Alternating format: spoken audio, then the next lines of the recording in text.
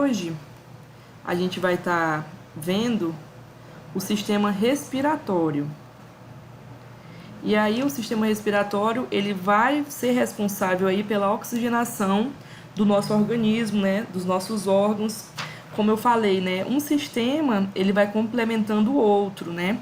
Então, aqui a gente vai falar agora dos pulmões, né, dos alvéolos, dos brônquios, bronquíolos, né, que vai estar fazendo aí todo esse trabalho.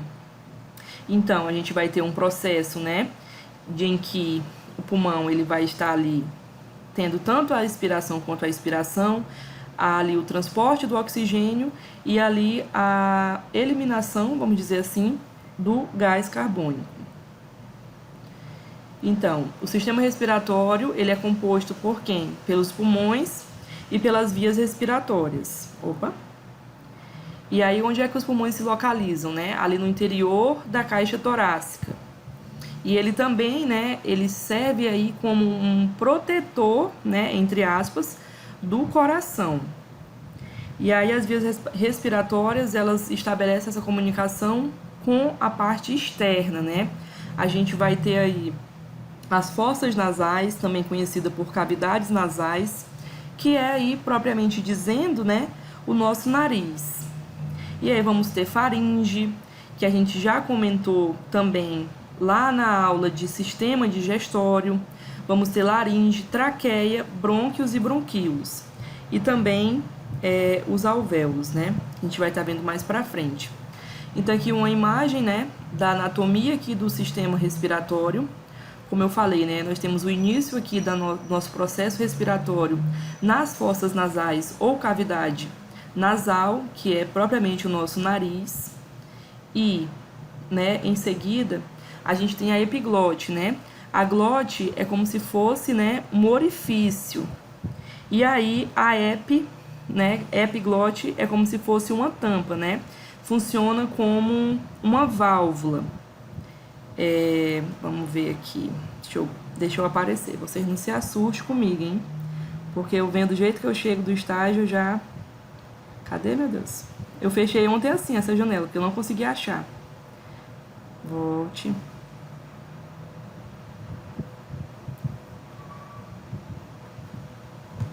Apareci. Então, aqui, né, a glote é como se fosse esse orifício, né? E aí a gente chama de epiglote, né, essa travinha que faz esse processo aqui. Como a gente viu em sistema digestório, a gente vai ter ali esse processo que vai passar pela faringe, e a faringe, ela comunica ali dois sistemas, tanto o digestório quanto o respiratório. Então, no momento ali, né, que entra ali o bolo alimentar, né, que é a nossa alimentação, se for, né, passar ali para o nosso esôfago, né, vai estar fazendo o quê? Essa glote vai estar abrindo, né, e aí, ao término de você fazer ali o processo de deglutição, ela vai estar fechando. Isso funciona, né, para que não ocorra de passar comida ali para a traqueia, que aí aconteceria o quê? O engasgo. Então, é para isso aqui, né, que a gente tem a epiglote, que é como se fosse um sistema, né, de trava para quando a gente faz ali esse processo de deglutição. E aí, dando continuidade. A gente falou da epiglote, né? E aí, a gente vai ter aqui a laringe, né? Como eu falei para vocês, isso aí pode estar passando, né? Ela faz dois trabalhos. Cadê a faringe? Tá aqui. A faringe faz esses dois trabalhos, que é mandar, né, para ali para respiração, que seria aqui pela laringe, ou no sistema digestório, que iria para o esôfago.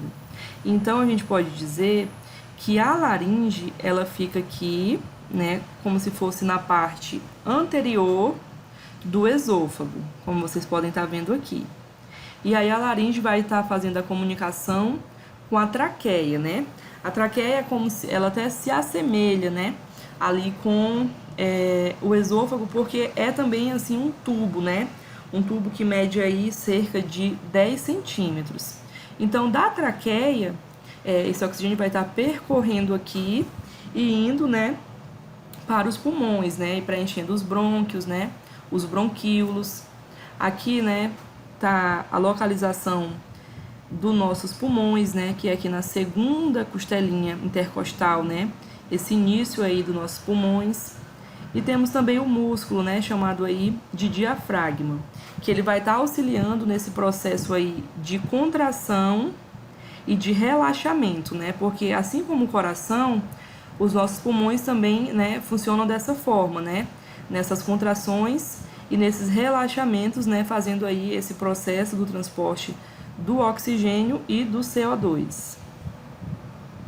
E aí quais são, né, as funções do sistema respiratório, né? Essa troca gasosa, que é, né, de oxigênio e CO2, que também é conhecida, né, como hematopoese, que é aí essa troca onde o oxigênio, né, ele entra e o gás carbônico ele sai.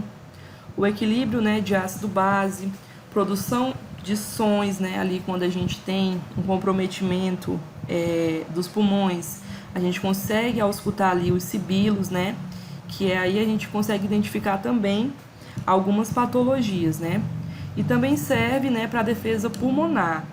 Aqui nos pulmões, até mesmo, né, nas nossas narinas, né, que a gente pode chamar aí de cavidade nasal, a gente já tem a presença, né, de cílios, né, e os nossos próprios pelos, eles também servem para quê?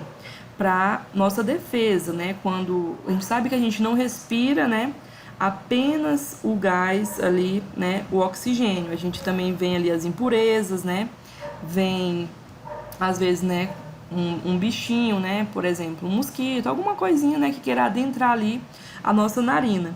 Então, ali os cílios, ele serve para fazer essa coleta, assim, né, para tentar fazer com que esse corpo estranho, essas impurezas, elas sejam ali filtradas e que não adentre, né, os nossos pulmões. Porém, todavia, né, se adentrar pela cavidade nasal, a gente também tem cílios, né, ali nos nossos pulmões. E esses cílios, né, eles são responsáveis também ali por criar o muco, né, que nós chamamos aí, quando estamos ali com uma gripe, né, às vezes com a garganta inflamada, de catarro, né, que é aquela secreção. Então, né, falamos aí sobre as funções do sistema respiratório. E aí as vias respiratórias, né, a gente tem aqui os vasos sanguíneos, né, desse lado aqui a gente pode ver, né, os cílios, que é justamente, né, que ajuda aí nas nossas defesas, e também que são os responsáveis aí pela formação do muco, né, que o muco também é aí para nos defender. E aí são duas cavidades que comunicam com o exterior através das narinas e possuem pelos e cílios, né? E aí, como a gente já comentou, né, ela tem aí essa utilidade, né, da filtração do ar pelos pelos e cílios e também do aquecimento do ar, né, aí os capilares sanguíneos. E a umidificação do ar aí através das glândulas da mucosa. E aí, como eu falei já anteriormente, né, ela também vai ser responsável aí por essa formação aí do muco. Aí aqui a gente tem a faringe, cadê? Que ela permite a passagem, né, do bolo alimentar para o sistema digestivo e também ela permite a passagem do ar para a laringe, né, o sistema respiratório. Como a gente já tinha comentado lá em sistema digestório, né, a faringe ela tem aí essas duas funções, né, essas duas formas de se comunicar, tanto com o sistema digestório quanto com o sistema respiratório. Então, quando estamos falando da faringe, né, que vai ter ali essa passagem do bolo alimentar, que vai jogar ali para o esôfago, né, aí a gente está falando do sistema digestivo. Porém, né, quando a gente está lá com a nossa epiglote fechada, aí esse ar que vai entrar pela faringe, ele vai ser destinado à laringe, né, que já faz parte do nosso sistema respiratório. Aí, como a gente já comentou, né, esse trabalho da faringe, ele se dá aí com auxílio, né, da epiglote, né, que ajuda ali no fechamento, né, como se fosse uma trava, uma válvula, para que não ocorra aí, né, o engasgo, né, e que vá alimento ali para as vias respiratórias. Aí tá aqui para vocês verem, né, a laringe. ela é formada por tecido muscular e tecido cartilaginoso, que eu ia falar, né? Porque cartilagíneo é bem complicado. E é que a gente tem, né, os brônquios, que são como se fosse anéis, né? Então, quando o ar ele vem, né, ele atravessa aqui a nossa traqueia, e aí ele vem, tem essas duas ramificações, né? E aí a gente tem nessas ramificações, né, como se fosse, né, dois tubos novamente, que aí a gente tem, né, o pulmão esquerdo e o pulmão direito. Lembrando que a localização ali do pulmão, ela não vai se dar no sentido das nossas mãos, né? Mas sim como se a gente estivesse falando de uma pessoa que está em frente a nós, né? Então essa vai ser a localização ali do pulmão. Então, a gente vai ter os brônquios, que é como se fosse, né, esses anéis. E aí temos também, né, os bronquíolos, que a gente vai ver mais pra frente, que eles se assemelham a arvorezinhas. E aí nela se encontra a epiglote, que impede aí a entrada do bolo alimentar e nas vias respiratórias. Então, cadê? A epiglote a gente já falou, laringe também. Cadê? E também é nela que se encontra aí as cordas vocais. Agora, a traqueia. Ela situa-se aí à frente do esôfago.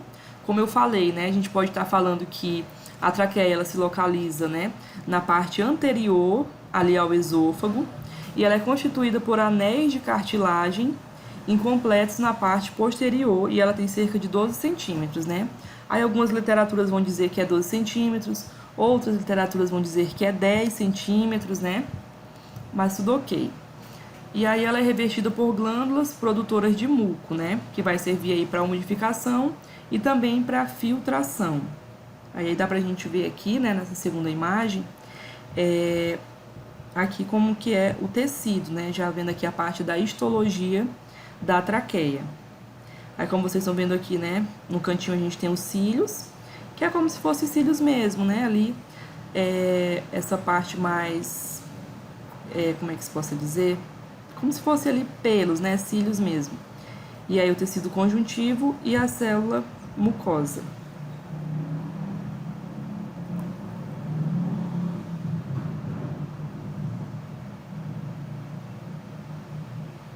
Cadê? E aí, como a gente comentou, né? Depois que vem ali da traqueia, né? É como se formasse ali dois tubos, né? Dando essa continuidade aí dessa ramificação. Então, eles também são constituídos, né? Por esses anéis, revestidos também por uma mucosa lubrificante ciliada. Então, é como se fosse a continuação da traqueia, porém, ela vai estar aí, né, sendo bifurcada, né, vai ter aí dois tubos, né, de continuidade, que vai estar dando continuidade nesse processo aí do sistema respiratório. E aí, os bronquíolos, né, cadê? Quando atinge 0,5 milímetros de diâmetro, designa-se bronquíolos, né? Que já são, como se fosse uma subdivisão, né? Vem a traqueia e aí se faz essa bifurcação, né? Se tornando ali dois tubos, como que ainda continua sendo, né? Composto pelos anéis, revestidos aí pela mucosa lubrificante ciliada. E aí a gente vai dando forma, né? Aí aos brônquios. E os bronquíolos é como se fossem brônquios, porém diminuídos, né? Continua sendo ali uns anelzinhos, né? E aí ele vai começando a se assemelhar com uma árvore, né? E mais pra frente a gente vai ver os alvéolos, né? Que faz aí parte e complementa aí esse sistema.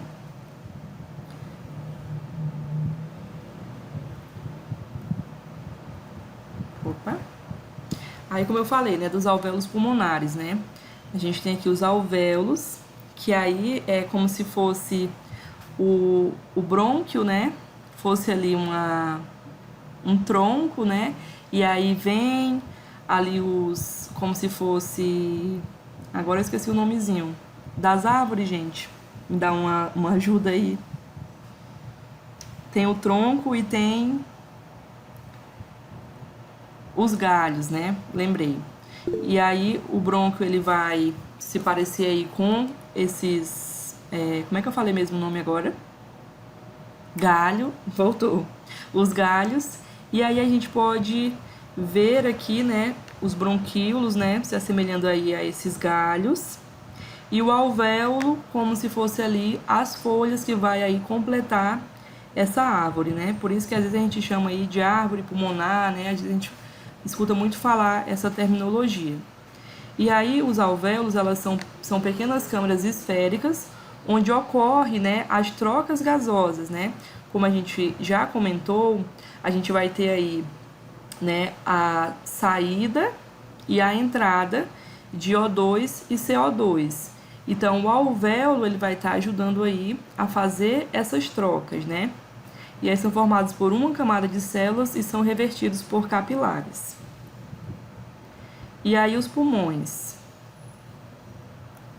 Como a gente já tinha comentado, né, eles se localizam na caixa torácica, são limitados anteriormente pelo externo. É muito importante a gente saber essa localização, né? Porque é através do externo que a gente vai localizar para fazer as massagens ali cardiorrespiratórias no momento de uma parada cardiorrespiratória, né? Ali as RCP. E aí ele é posteriormente pela coluna vertebral e inferior pelo diafragma. Então, quem não fez aí, né, aquele curso de primeiros socorros, é bem interessante estar fazendo agora, né? Até porque a gente, com essa pandemia, né, tem visto muito, né, principalmente aí nas unidades que estão atendendo, né, o Covid. Tá. Aí a renovação do ar alveolar é assegurada pela ventilação pulmonar. E o que é a ventilação pulmonar? A ventilação pulmonar é exatamente esse processo de inspirar, né, que é ali a entrada do ar, e a expiração, que é a saída. Então, a gente tem os movimentos, né, respiratórios, e a gente também faz ali a contagem da frequência, né, respiratória através desses movimentos respiratórios, e aí é assim que se dá aí a nossa respiração, né? Cada ciclo tem duas fases, né, como a gente já comentou, a inspiração e a expiração. E aí agora a gente vai estar falando, né, de algumas afecções do sistema respiratório, né? A gente pode estar chamando afecções de doenças, patologias, né, que são aí já as anormalidades da funcionalidade aí dos nossos componentes do sistema respiratório. E aí a gente tem aí uma clássica, né, que é a rinite. Então a gente vai ter que fazer aí uma diferenciação, né, de rinite para sinusite, né? Muita gente confunde essas nomenclaturas, né? Então a rinite, a gente vai estar falando da inflamação das mucosas ali da cavidade nasal. Então, para fazer aí um macete para vocês, tudo que terminar com it, a gente está falando de inflamação, tá? Então, tudo que terminar com it, rinite, sinusite, né? Tudo que terminar com it, a gente vai estar falando aí de um processo inflamatório. Então, na rinite, a gente tem a inflamação aí dessas mucosas, né, do nariz, tá? Que ela pode ser causada aí tanto por uma infecção bacteriana, uma infecção viral, o uso de substâncias vasoconstritoras, né? Ali alguns medicamentos que essa pessoa faz uso pode estar desencadeando aí esse processo inflamatório. Na maior parte, né, gente, quem convive, né, com pessoas que têm a rinite, na maior parte, né, são alergias, né, então é necessário a pessoa fazer aí exames, né, tanto na rinite, quanto na sinusite, quanto quando a gente estiver falando aí de asma, né, asma brônquica, a gente vai estar falando, né, que alguns não, né, na maior parte, os fatores, né, que desencadeiam aí essas crises, né, de rinite, sinusite e asma brônquica, vamos estar falando de processos, né, alérgicos, né, às vezes a pólen, às vezes a poeira, às vezes a fungos, né. Então, assim, a gente tem já aí no mercado exames que contemplam para mais de 400 tipos, né, de alergia. Então, é importante, né, essa pessoa ela tá levantando aí com o alergista quais são as possíveis causas para que ela possa tratar, né, e diminuir aí a frequência dessas crises, né, de rinite, sinusite, asma. Hein, professora? Oi. Aquele sorinho serve para rinite? Tem o soro específico, né, que é muito conhecido, né, que as pessoas dizem assim, que é um caminho sem volta, né, quando começa a fazer o uso, porque ele tem ali os componentes, né, que é meio que viciante, né? Mas ele é Para assim alergia também, específico. né? É porque eles têm corticoide, né? Esses medicamentos que são para alergias, eles têm corticoides. E aí muitas vezes a pessoa ela fica dependente, né? Ali do sorinho, ela fica ali todo o tempo. Acho que é nasoprida, é um nomezinho. Eu não vou lembrar agora o nome, né, exato. Mas é desse jeito mesmo. Mas ele ajuda assim, né? Ele minimiza, né? Ali as crises, né? Porque tem pessoa que ela tem crise ali diária, né? Não é assim uma vez ou outra, é sempre, né? Eu tinha uma amiga que fazia estágio comigo e ela era todo o tempo com sorinho e colocando no nariz. Eu disse, eita, viciada, chamava ela assim. Mas na brincadeira, né? Hein, professora? A Manuela colocou que Decatron ajuda, serve? Decatron. Decatron seria o quê? Cadê? Deixa eu voltar pra cá. É o que faz parte desse sorinho? Sim. Eu não sei. Não conheço. Eu me lembro de um, eu não sei se é nasoprida, é um nomezinho assim. Que é um desses tipos de sorinho, né? Mas pode ser, né? Pode ser que seja, né? Aí só pesquisando aí a farmacologia, né? Vendo aí a funcionalidade deles, né? Pra poder saber. Aí ela falou aqui que a mãe dela usa, né? Pra Uhum. sinusite, né? Pode ser que ele seja um corticoide também, né? Que vai auxiliar aí nesse processo inflamatório. Tá bom. Aí dando continuidade, né? Aí a gente falou das alergias, né? E aí os sintomas vai ser essa congestão nasal, a coriza, né? Que ela, quando fica lá com o nariz escorrendo, né? Ela pode ser purulenta na rinite bacteriana, que aí já é, né, aquele aspecto amarelado, né? Aquele catarro. Acontece também o prurido, né? Que é aí a coceira e os espirros, né? E aí o tratamento, né? É aí a administração de antihistamínicos, descongestionantes, né? Que é o caso aí também, esse sorinho também ajuda, né? Nessa parte de descongestionar. Os corticoides, evitar alérgenos e substâncias irritantes como poeira, cigarro, odores fortes, né? Aí por isso que eu comentei que nesses casos, né, a gente precisa encontrar a causa, né, investigar a causa para poder a gente ter ali uma qualidade de vida, né? Porque imagina uma pessoa que é dependente aí desses medicamentos, né? Qualquer coisa, né, gente, como a gente já tem visto aqui durante as aulas, né? Qualquer coisa que ela tenha ali o seu uso exacerbado, né, o seu volume exacerbado, ela não vai causar, né, benefícios, né? A longo prazo a gente vai ter aí os malefícios. Então, o importante é que a pessoa ela descubra, né, qual que é a causa e aí trabalhar em cima da causa para poder estar evitando aí o uso dos medicamentos, né? Cadê? O higiene da cavidade nasal com soro fisiológico, né? Faz aquela lavagem mesmo, né? Não sei se vocês já viram, né?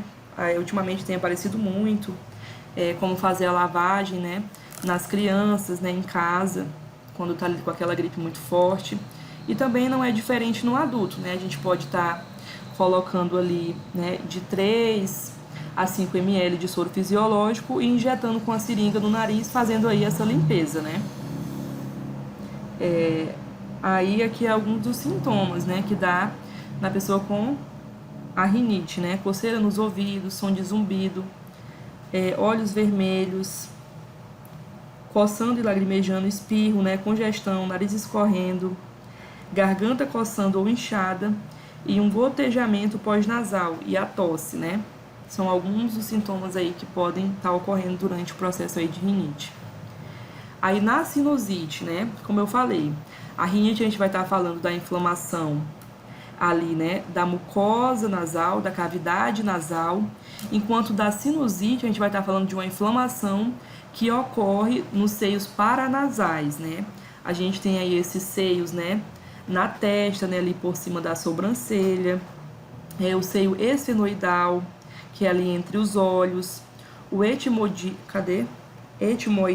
né, que no caso etimoidite já seria, né, uma inflamação, que também é aqui abaixo do olho, né, o septo mesmo, né, que é essa divisão do nosso nariz, o seio maxilar. Então, a gente, quando fala de rinite, está falando de uma inflamação, de um comprometimento, né, na parte ali da cavidade nasal. Quando falamos de sinusite, além da cavidade nasal, a gente vai estar falando de uma inflamação que está ocorrendo nos seios paranasais, ou seja, né, aí que está também em volta dessa parte da cavidade nasal. Então, esses seios paranasais é como se fosse ossos, né, que eles têm ali como se fosse uma profundidadezinha, e essa profundidadezinha, ela consegue, né, aí ser, como é que se possa falar, infectada aí pelo muco, né? Não seria a palavra infectada, mas o muco consegue se aderir a esses seios paranasais, né? Porque elas têm tipo como se fosse, né, eu queria achar uma palavra, mas não estou conseguindo. Sabe assim, Cadê? Vou mostrar aqui eu de novo. Eu tentando explicar aqui o meu pensamento. Cadê? É tipo assim, tem a nossa mão, né? E aí o osso dos seus paranasais, ele não é reto, né? É como se ele tivesse assim uma fundurazinha. Por exemplo, né? Se eu tiver com a minha mão assim e eu jogar um líquido, né? Possivelmente esse líquido ele vai ficar, né, aderido na minha mão. E da mesma forma, os seus paranasais, né? Eles têm essa anatomia, que como se fosse, né, ali um vaso não, né, gente? Vocês estão entendendo aí meu raciocínio, né? E aí consegue se aderir ali, né, esse muco nesses seus paranasais e aí vai ocasionar a rinite não, a sinusite. Cadê? Vocês conseguiram entender? Ou querem que eu explique de novo? Digam alguma coisa.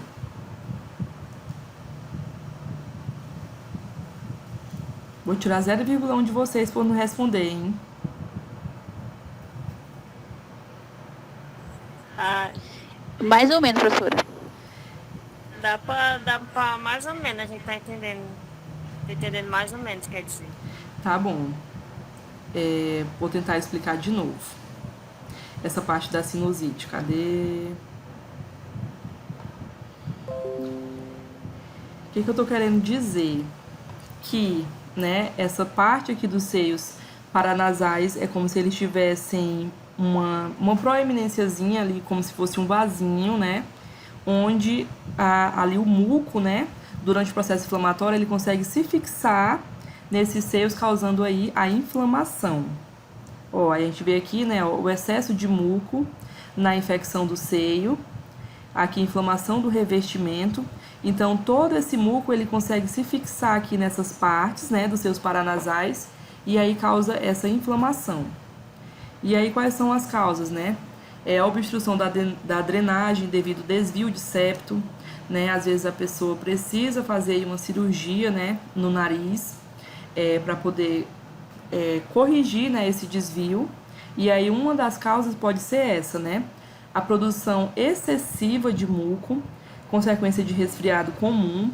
Então, como a gente comentou lá no início, né, na anatomia, a gente vai ter, né, os cílios, né, que eles vão estar fazendo parte aí, tanto, né, da filtragem, como, né, dessa produção aí do muco.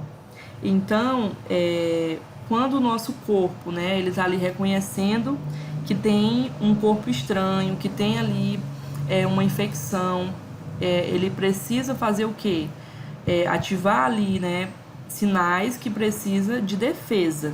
Então, com isso, né, começa ali uma produção excessiva desse muco, né? Então, uma pessoa que tem vários episódios de resfriado, vários episódios de gripe, né? Uma pessoa que ela se torna aí mais sensível, né, a essas doenças, né? E aí, quais são os sinais e sintomas, né? Pressão e dor sobre a área do seio afetado. E aí, a secreção purulenta, né? Que é ali o próprio catarro, né?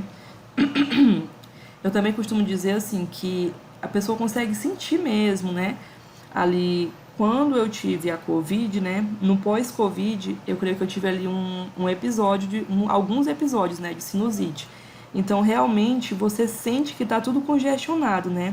Toda essa parte que a gente tá vendo aqui do rosto, né? Desde aqui acima da sobrancelha até aqui abaixo do nariz, você sente, né?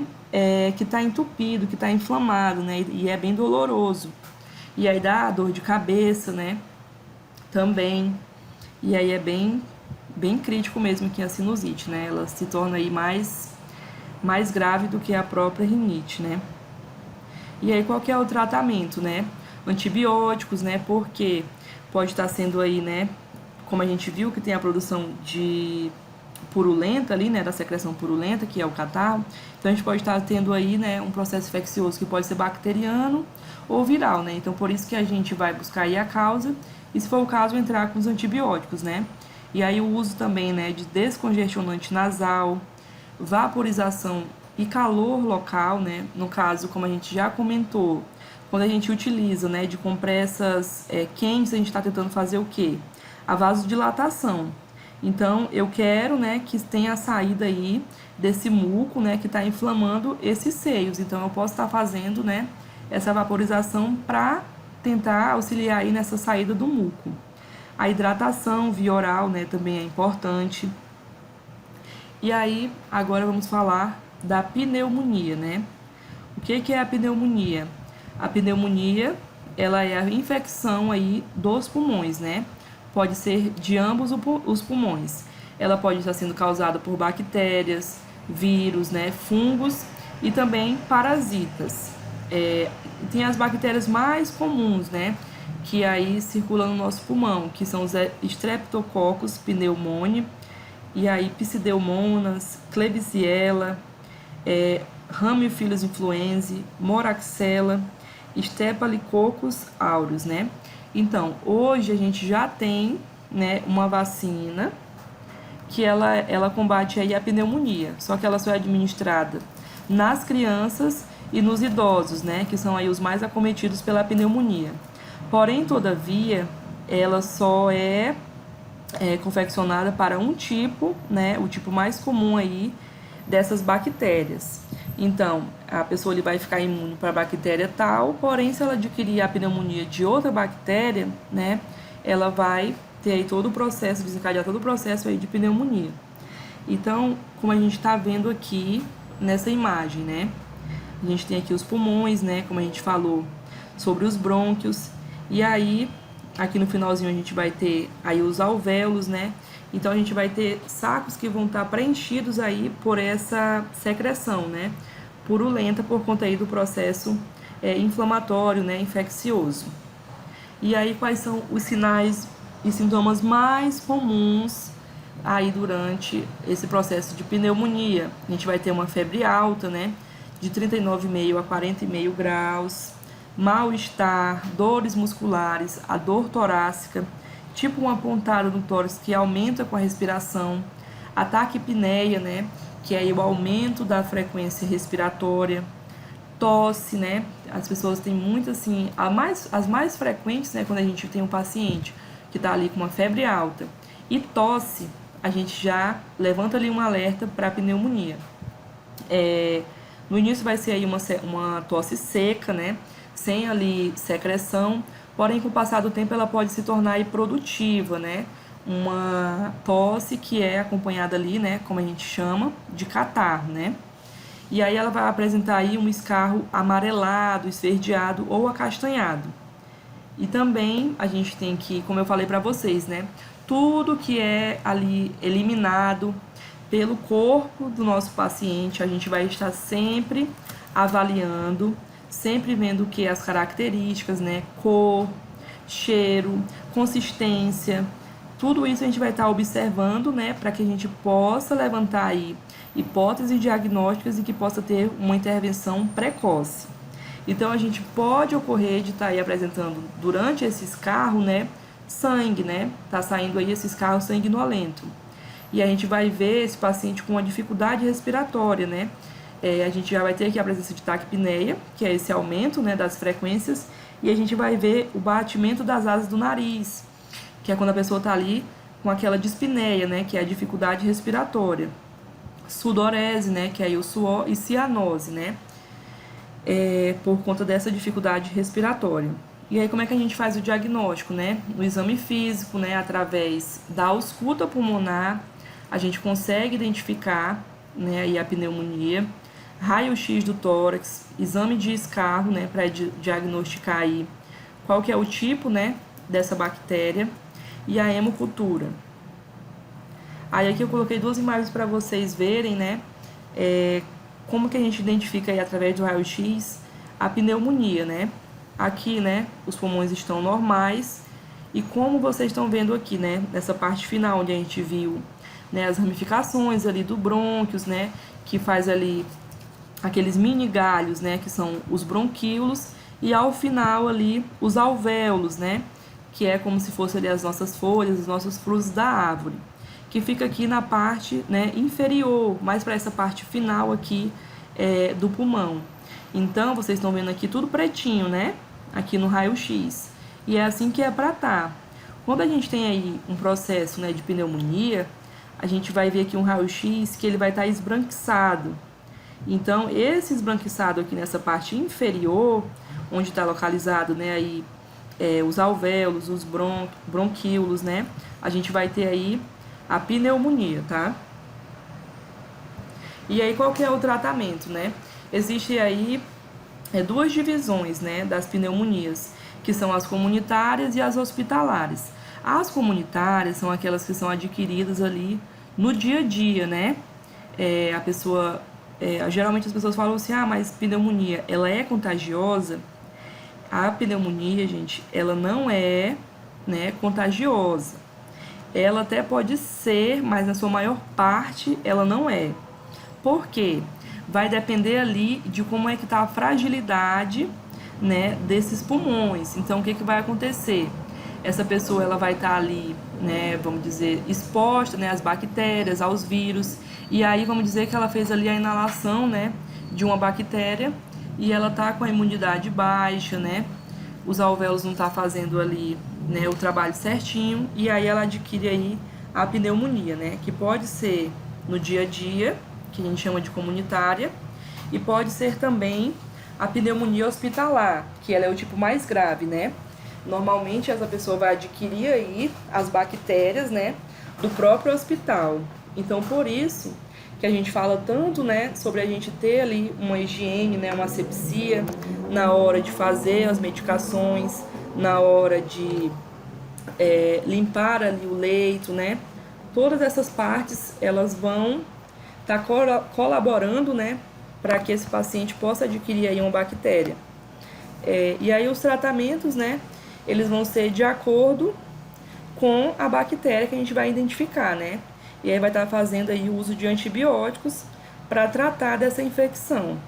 Então, os mais utilizados, né, que a gente vai ter, é a amoxicilina com ácido clavulanato, e eu chamo geralmente de amoxicilina com clavulanato, azitromicina, claritomicina, ceftriaxona, levofloxacino e moxofloxacino. E aí, quando a gente tem um paciente que ele está internado, né, e aí ele adquire ali, durante esse processo de internação, a pneumonia hospitalar, a gente tem que ter muito cuidado, né, porque a gente já vai ter ali um foco de infecção, e esse foco de infecção pode estar levando a esse paciente a sepse. E o que é a sepse? É uma infecção generalizada, né? Então, a gente vai ter sempre que observar isso aí. Tá, aí como eu falei pra vocês, né, que existe a vacina, que ela é para crianças e adultos, mas ela só trata da pneumonia estreptocócica, que é a causada pelo Streptococcus pneumoniae. Então, se for outra bactéria, a pessoa já não vai ter imunidade, né, aí para essa pneumonia. E aí a pleurite, o que é a pleurite? Lembra que eu falei para vocês que tudo, né, toda palavra que ela tiver terminação aí com it, a gente vai estar falando de um processo inflamatório. Então, o que é a pleurite? Inflamação aí das pleuras, né? Então, pode estar ocorrendo aí, né, com a reincidência, né, de infecções, como a gripe, o uso de medicamentos. E aí a pleurisia, né, que também é conhecida como pleurite, ela provoca a dor no peito, que piora durante a respiração. E aí o tratamento vai ser o quê?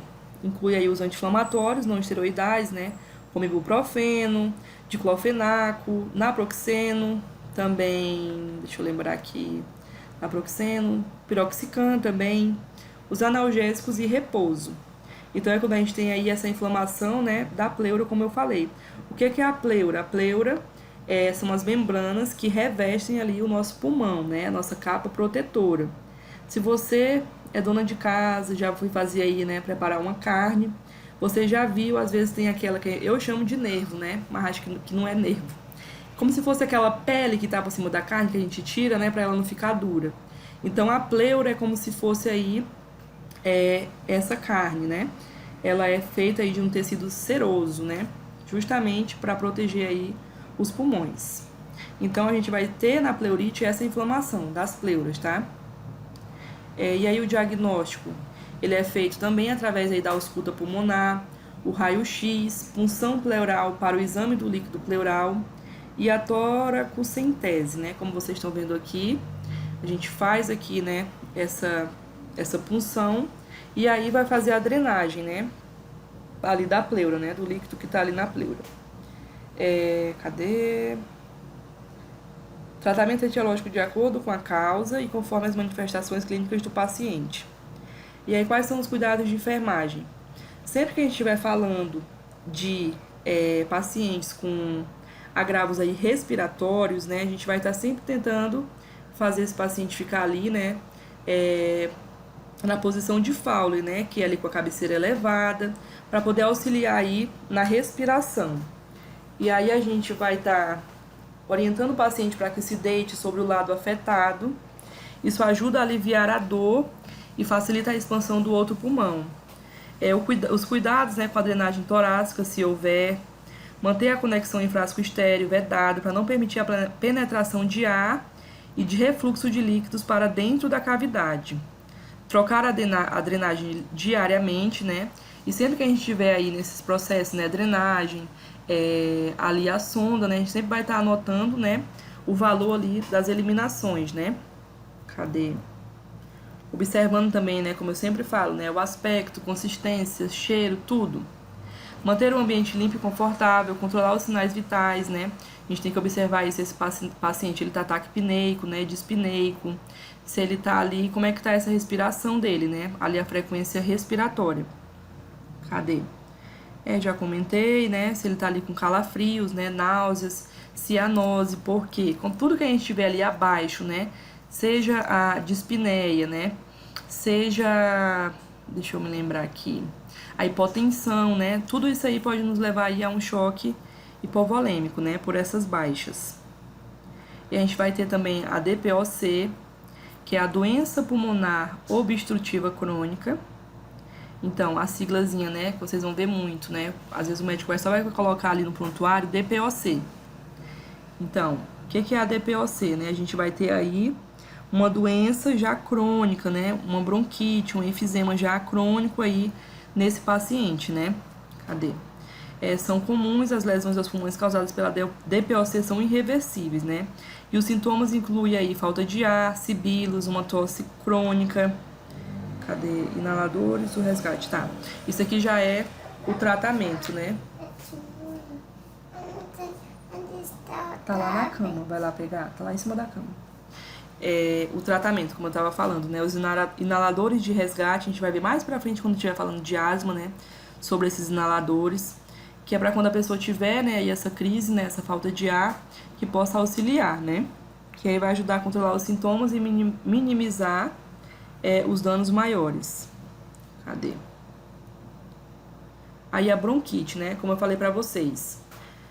Vou aqui fazer uma recapitulação. Como a gente vai falando de doença pulmonar obstrutiva crônica ou a DPOC, a gente vai estar falando de alguma outra doença, né, ali do pulmão, que é irreversível, né, que como o nome já está dizendo, é crônico. Ele vai estar ali a vida inteira lidando, né, com as crises, ali com os sintomas, né, dessas doenças e vai estar fazendo aí o uso constante de medicamentos, né, para que minimize aí essas crises. Achou, filha? Então, a bronquite, né? Lembra de novo, né, que a gente falou que quando estiver falando de processo inflamatório, sempre vai estar falando o it no final. Então, o que é a bronquite? A bronquite, ela é a inflamação tanto dos brônquios quanto dos bronquíolos. E aí, o que a gente vai ter, né? O aumento dessa produção de muco e a dificuldade em eliminar. E aí, como a gente já comentou, né? A maioria dessas patologias, elas são causadas ali, né, por fatores, pode ser alérgicos, né? Também a pessoa que fuma, né, que tem ali o fumo constante, né, o tabagista. Fatores também hereditários, né? Crianças nascidas de mãe fumante que tem a maior predisposição. O clima frio e úmido, né? Porque esses alvéolos eles vão trabalhar de forma mais lenta. Por isso que a questão de falar assim, não pode tomar banho gelado, né? Ou então não pode comer coisa fria. No caso aqui que a gente tem esse calorzão, né? Isso não vai influenciar no trabalho ali dos nossos alvéolos. Porém, se você mora num local, né, que já é frio, que você está constantemente, né, em contato, aí sim, né, a gente vai ter aí uma probabilidade maior de adquirir essas doenças respiratórias por conta, né, que esses alvéolos vão estar trabalhando assim mais lentamente. Cadê? E aí aqui é a bronquite, né? Como a gente falou, né, que os brônquios, eles são aquelas, como se dividissem ali, se bifurcasse ali, né, em dois, e continua sendo ali, né, os anéis, né, que tem ali o revestimento de muco. E aí a gente vai ter aqui o brônquio normal e a bronquite crônica, né, que é o quê? A instalação aqui, a adesão, né, desse muco, né, e ele não vai ter ali a facilidade de sair. Então essa é a bronquite. E aí quais são os sinais e sintomas? A gente vai ter aí uma tosse persistente e produtiva, né, porque a gente vai ter aí o aumento dessa produção de muco e a dificuldade da eliminação dele. E aí apresenta também expectoração, né, purulenta, né, que já é aquele escarro, né, mais amarelado, espesso e também pode ser, né, esverdeado. E as crises de tosse aparecem mais frequente pela manhã. Por que pela manhã, né? Geralmente pela manhã o clima ele é mais frio, né? A gente vai ter a dispneia, né, que é essa dificuldade, né, respiratória, roncos no peito, febre e cansaço fácil, né? Imagina que a gente trabalha aí, né, com a nossa respiração, né, com essa oxigenação, essa liberação de CO2, e aí a gente vai ter ali que esses brônquios eles vão estar obstruídos, né? Comigo. A mamãe está trabalhando, tá? Traga lá que eu vou arrumar pra você. Como eu falava, então a gente vai ter ali, né, um paciente que ele vai ter uma dificuldade muito grande, né, respiratória. A gente vai ver ali, né, os sinais físicos, né, na própria inspeção a gente vai ver ali as asas do nariz batendo, né, ali o aumento ali da frequência respiratória também, né. Cadê? E aí o diagnóstico é pela própria anamnese, né, ali o histórico do paciente, né, o exame físico, o raio-x, o tórax, e aí ele pode estar fazendo aí os testes de sensibilidade alérgica, justamente, né, como eu falei para vocês, né, a gente precisa descobrir primeiramente a causa, para que a gente possa trazer aí uma qualidade de vida para um paciente que tem aí uma patologia crônica, né. Aí o tratamento, né, repouso, né, as medicações broncodilatadores, que vai servir aí, né, para broncodilatar esse brônquio e que possa ocorrer aí a eliminação desse muco, né. Alivia o espasmo brônquio e facilita a expectoração. Sedativos da tosse, né, no caso vai estar tomando aí um antialérgico, né, porque é como se fosse, não sei se vocês já tiveram uma alergia assim, né, mas fica uma tosse todo o tempo, aquela coceira na garganta, né, todo o tempo ali você querendo tossir. Então vai estar fazendo aí o uso desses sedativos, né, a gente até pode chamar de antihistamínicos, né, que é justamente esses antialérgicos que servem para aliviar aí a tosse, né. Cadê? Também os antibióticos, né, caso essa bronquite ela for infecciosa, os corticoides, né, que são aí os anti-inflamatórios. Cadê? E é isso, né? Vapor úmido, inalações e nebulizações com agentes fluidificantes para auxiliar na expectoração. Então, a gente também tem, né, alguns medicamentos que eles vão ser aí também vasodilatadores, né, que a gente pode estar fazendo uso durante ali a nebulização para ajudar aí nessa expectoração. Cadê? Para alguns pacientes é recomendado modificar seus hábitos de vida, local de trabalho, clima e a prática de esportes, né? No caso aí, né, como a gente comentou, a DPOC são pacientes aí que têm a bronquite, né, bronquite crônica ou enfisema pulmonar. Então, geralmente, né, vocês vão observar que o paciente que ele fuma, ele vai ter sempre ali aquela tosse, né, ele fica... Toda vez que ele tá por ali tentando, você conversa com ele tá tossindo. Hoje eu atendi um paciente, né, ele hipertenso, diabético, e aí eu vi a saturação dele, né, o paciente não estava sentindo nada, ele só foi na unidade para aferir tanto a glicose quanto, né, a pressão. E aí quando eu coloquei ali o oxímetro, né, para ver a saturação, ele estava saturando 95%.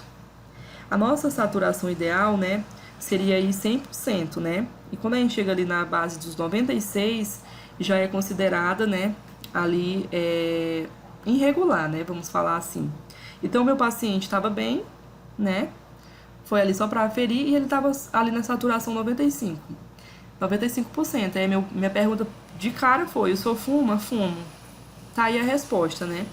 Então, os pacientes geralmente que fumam, eles têm esses comprometimentos aí respiratórios, né? Por conta aí que o tabagismo, né, ele vai ali, né, de uma forma assim mais bruta, deteriorando mesmo, né, os nossos pulmões. Cadê? Tá, já falei, né, sobre o fumo. E aí quais vão ser, né, os nossos cuidados, né? Manter o ambiente umidificado, aquecido, evitar pó, fumaça e qualquer fator irritante. Observar e anotar os dados sobre a expectoração, coloração, aspecto, quantidade. Como eu falei para vocês, tudo que for ser eliminado, a gente vai sempre observar as características, tá? Incentivar o paciente a fazer os exercícios respiratórios indicados pelo fisioterapeuta. Então, tem esse trabalho também, né, que ajuda ali na respiração. Estimular a ingestão de líquidos como prevenção de desidratação e para auxiliar na expectoração. Controlar sinais vitais, especialmente a frequência respiratória e a temperatura. Os medicamentos administrados, né, conforme prescrição médica. Cadê? Quanto à medicação, a enfermagem deve ter cuidado especial na administração dos broncodilatadores, especialmente se forem administrados aí por via endovenosa. Deve ser aplicados lentamente e manter uma vigilância maior nos dados vitais, porque esses medicamentos atuam também sobre os vasos sanguíneos, provocando aí vasoconstrição, né? Como eu falei para vocês, vasodilatação, né, expande, vasoconstrição comprime. E aí, se a gente tiver aí, né, essa vasoconstrição dos vasos sanguíneos, a gente vai ter ali a obstrução, né, da passagem ali do sangue. Então, é por isso que a gente faz, né, dessa forma mais lenta, né, sempre ali observando como é que tá os sinais vitais. Orientar o paciente fumante para que, se possível, abandone o vício, que é bem difícil, né, gente? Como eu já comentei, né, toda essa questão aí do tabagismo, ela prejudica, né, os pulmões. E manter o paciente calmo, né, porque ele já tá ali com a dificuldade respiratória. Quanto mais medo, mais pânico ele tiver, mais difícil vai ser, né, essa respiração. E aí, a asma brônquica. O que é a asma brônquica, né? É uma condição em que as vias aéreas de uma pessoa ficam inflamadas, estreitas e inchadas, além de produzirem muco extras, o que dificulta aí a respiração. E as causas, como a gente já comentei lá no início, né, na sua maior parte são as alergias, né, a tensão emocional, também pode estar ocorrendo aí por infecções, exercícios físicos, né, poluentes ambientais e também fatores hereditários. Então, como a gente está vendo aqui, né, esse daqui, vamos dizer que seja aqui a traqueia, né, também tá aqui com os anéis. Então, aqui normal, né, tá fazendo aí a passagem. E já aqui nessa segunda ela está obstruída, né? Porque como ela está inchada, esse orifício ele vai ficar, né, se fechando, ele vai estar aí se fechando. E aí também vai ter a produção do muco que vai acabar de ferrar tudo, né? E aí quais são os sinais e sintomas, né? A dispneia intensa, né? Que é aí essa dificuldade, né, respiratória, uma respiração ruidosa com chiados, né, e sibilos, a tosse, sensação de sufocação, angústia, né? Uma expectoração espessa, né? Que aí vai ser um catarro mais consistente, a palidez, a cianose, né? Que é aí essa parte que fica arroxeada nas extremidades, né? Seja nas mãos ou também nos pés, e também o suor. Cadê? E o diagnóstico, ele é feito aí, né, por sinais e sintomas, o exame físico, também pode estar fazendo raio-x, né? O exame de sangue, a gente até comentou ontem, né, durante a aula de... O que a gente falou ontem? Sistema hematológico, né? A gente também viu lá que é possível a gente ver, né, possíveis alergias ali, durante ali quando a gente faz a realização do hemograma. E aí o teste de sensibilidade em alergias em geral. Aqui eu coloquei a imagem, né, do inalador. Essa pessoa, ela tem que ali estar andando sempre, né, com esse inalador em caso dela ter ali uma crise, né? E ela vai estar usando aí esses broncodilatadores, né, adrenalina, efedrina, aminofilina, os sedativos, né, oxigênio. E quando o paciente não melhora, aí o médico pode prescrever também os corticoides. E o tratamento da manutenção visa reduzir a frequência dos ataques. É por isso que eu já venho falando e vou repetir, né?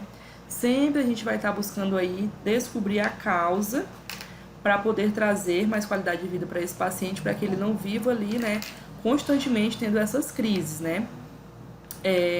Aí aqui a observação, tanto a excitação física quanto emocional pode desencadear as crises asmáticas. E as complicações, né, mais comuns aí é o enfisema pulmonar, que a gente vai ver daqui a pouquinho, e a insuficiência respiratória, que pode levar aí, né, a hipóxia, que é essa falta de oxigênio no corpo, e leva à morte. Aí os cuidados de enfermagem, né? Proporcionar as medidas de apoio e segurança para o paciente, acalmar, né? Porque a gente precisa que ele tenha ali uma respiração, né, padrão. Sempre deixar em Fowler, né, em posição de Fowler, que é ali, né, uma posição que fica mais sentado ali na parte do tórax, justamente para facilitar aí essa respiração. Cuidados especiais na administração de oxigênio, observar a frequência e a intensidade respiratória, administrar medicamentos conforme a prescrição e orientar o paciente e a família, para que em casa evitem todos os fatores alérgicos. Então, por isso que a gente precisa saber, né, de onde é que vem essa alergia, né? Que é pra gente poder fazer aí o quê? Evitar. E ensinar e estimular os exercícios respiratórios. Aí sempre tem aquele comum, né, que é de praxe, assim, pra tudo na vida, que é o quê? Cheira a flor e assopra a vela, né? O paciente vai cheirar, aí ele vai inspirar e depois ele solta, né? Inspira como se fosse, né, soprando a vela. E aí o enfisema pulmonar é uma doença obstrutiva crônica, como a gente viu, né, faz parte lá da DPOC, de caráter irreversível, né, onde existe uma dilatação permanente dos alvéolos com a perda da elasticidade pulmonar devido ao rompimento dos alvéolos e à formação de tecido cicatricial. Então, né, tá aqui os alvéolos, como eu falei para vocês, né, como se fossem as folhas, né, ou os frutos, né, da nossa árvore lá pulmonar. E aí a gente vai ter o comprometimento, né? Esses alvéolos vão estar perdendo aí essa elasticidade, como eu falei para vocês. Assim como o coração, o pulmão também trabalha, né, com esse processo de contração e relaxamento. Então a gente vai estar perdendo aí, né, essa dilatação, e com isso a gente vai ter o quê? Um má transporte aí tanto de oxigênio, né, quanto da eliminação ali do gás carbônico. E aí quais são os fatores e as causas, né? É desconhecida, mas geralmente ela né, associada aí ao fumo, né? Um dos maiores fatores aí que pode estar causando aí o enfisema pulmonar. E também aí a poluição ambiental. Aí aqui no enfisema pulmonar, a gente vai ter alguns sinais físicos, né? Que a gente pode estar observando no paciente, né? Geralmente esse paciente vai ter uma tosse produtiva, infecções respiratórias, vai ser ali anorexia, né? Geralmente você pode ver, né, que o fumante ali, que ele é um fumante há muitos anos, ele geralmente é um paciente magro, né? Anorexo mesmo, que dá pra você contar ali as costelinhas dele, né? Aí vamos ver aí a perda de peso, né? O cansaço fácil, se eu não tô tendo ali uma oxigenação, né, adequada, logo eu vou ter ali o cansaço, né? E aí, como eu falei, né, dá pra gente ver o físico, né? Que a gente chama aí de caixa torácica, tórax em barril. Como vocês estão vendo aqui, né, nessa primeira imagem, você vai ver o tórax aí no formato de barril, né? Cadê? Devido aí a essa distensão pulmonar. Cianose de extremidade, né, no caso aí nos dedos, né, das mãos ou nos pés, né, que aí fica arroxeado, né, os dedos e os pés por conta aí da cianose.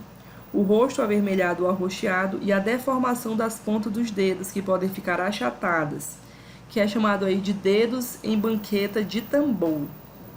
Parece aqui, né, vocês estão vendo aí como é que tá a unha? Fica bem inchado, né, assim, bem estranho mesmo, bem achatado, né.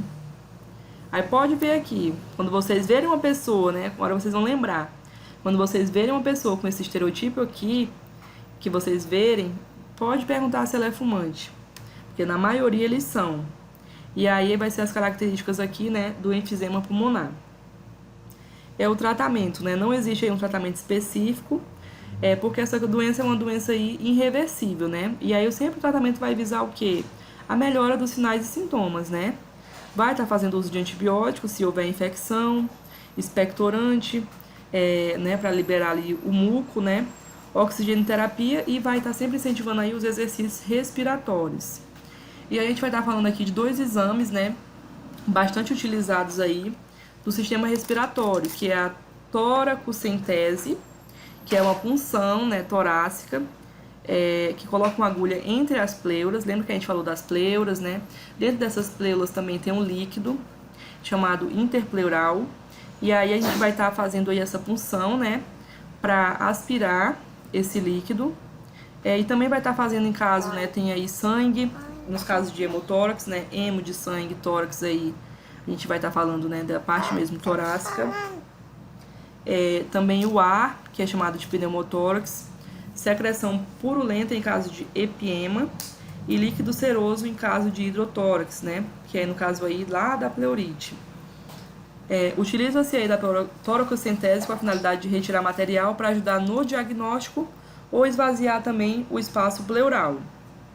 Isso que buscando melhorar a respiração, né? Aí o outro exame, né, é a broncoscopia. Como vocês estão vendo aqui, né, esse daqui é o broncoscópio, que ele vai estar entrando aqui, né, tentando adentrar aqui pro brônquio, né, cadê? E aí esse daqui, ele visa tanto a retirada, né, das secreções, quanto a aplicação de medicamentos, e às vezes a gente precisa fazer aí uma biópsia, né, e também é utilizada a broncoscopia. No caso, a gente também tem, né, o câncer, né, de pulmão. Então, nos casos dessa suspeita, a gente vai estar tirando, né, um pedacinho desse tecido para fazer a biópsia. E aí aqui eu coloquei alguns termos técnicos do sistema respiratório. Entre eles, né, a gente vai ter aí a eupneia, que é quando a gente está ali com o paciente com a respiração normal. A apneia, né, que é a parada da respiração. Ortopneia, que é a dificuldade de respirar. Bradipneia, que é a diminuição, diminuição da frequência respiratória. Ataque, o aumento. A dispneia e a dificuldade, né? E aí, a pneumotórax, como a gente já falou, é a presença do ar no espaço pleural. Aí temos também a hemotórax, que é a presença, né, de sangue, que a gente já comentou no slide passado. Hidrotórax, que é a presença do líquido, né, no espaço pleural. empiema, secreção purulenta, hemoptise, hemorragia de origem pulmonar, o escarro aqui com sangue, né? Por isso que a gente vai estar observando. Tosse produtiva, né? Que quando a gente fala, o paciente está com uma tosse produtiva, é o quê? Uma tosse que está aí com secreção, né? Enfisema pulmonar, dilatação patológica dos alvéolos pulmonares. E a atelectasia, que é a expansão incompleta dos pulmões, né? Esse daqui é um breve resumo, né, dos termos técnicos que a gente tem aí no sistema respiratório. E essa é a nossa bibliografia. Cadê?